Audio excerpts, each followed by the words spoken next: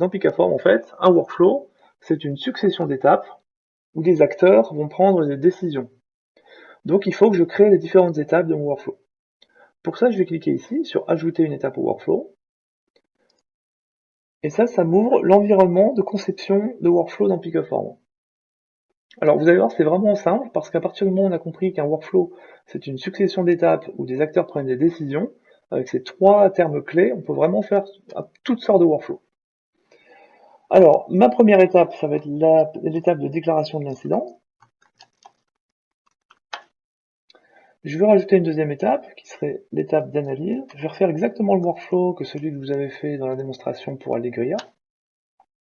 Je vais rajouter encore 3 étapes, je vais le faire comme ça séquentiellement, ça va plus vite, puis je vais simplement les renommer. Donc on peut imaginer que si l'incident est trop compliqué à résoudre, il y aura une étape d'escalade, où là l'incident serait résolu par des experts. Et là on fait un workflow très court en 3 étapes et 2 étapes de fin. On va faire incident résolu ou incident annulé. Voilà, donc là j'ai l'ensemble de mes étapes. À partir de là, je vais pouvoir créer des décisions qu'il est possible de prendre à chaque étape. Donc sur l'étape 1, la décision possible, ce serait envoyer au service technique, ou soumettre l'incident au service technique. Si je prends cette décision-là, où est-ce que mon workflow va aller? Il va aller à l'étape d'analyse. Je vois qu'en parallèle, mon workflow commence à se construire ici sur la droite. Alors, à l'étape d'analyse, on va faire 3 décisions possibles. La première, ce serait l'incident est résolu. La deuxième, ce serait c'est trop compliqué, c'est trop complexe. Et dans ce cas, on ira à l'étape d'escalade.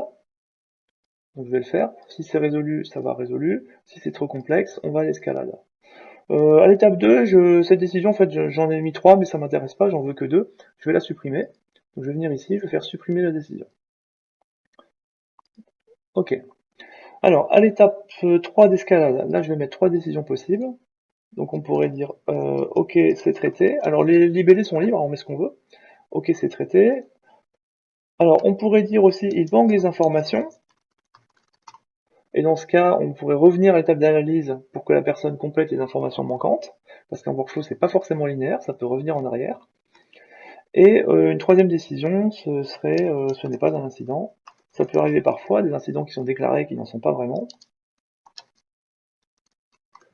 Voilà, donc là j'ai mes 3 décisions. C'est traité, il manque des infos, ce n'est pas un incident. Là on peut faire le routage. Donc si c'est traité, ça va à résolu. S'il manque des informations, on peut retourner à l'étape d'analyse. Du coup on voit sur le graphe que s'il manque d'informations, ça revient en arrière. Donc c'est là qu'on voit qu'un workflow n'est pas forcément linéaire. Et si c'est pas un incident, on va aller à l'étape annulée. Et là j'ai mon graphe qui est final et qui doit fonctionner.